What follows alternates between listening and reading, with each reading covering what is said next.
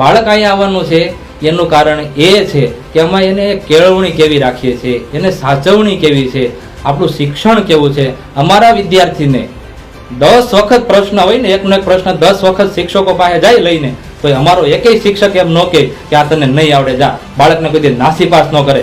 10 નહીં 50 વખત પૂછવું પડે ને, અડધી રાતે પણ પૂછવું પડે ને, તો અમારો શિક્ષક એટલો કેપેબલ છે અને એટલો તૈયાર છે કે એ વિદ્યાર્થીને જવાબ આપીને એને બહાર કાઢતો હોય છે.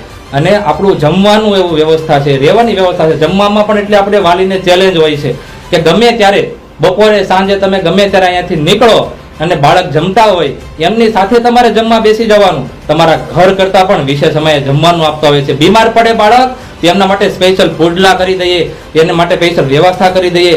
આટલા માટે બાળકને એટલી અમે સાચવણી આપી, એટલી કેળવણી આપી, એટલું દેખરેખ રાખી. એટલા માટે બાળકને અહીંયા એટલા માટે બાળક અહીંયા આવવાનો પ્રયત્ન કરે છે.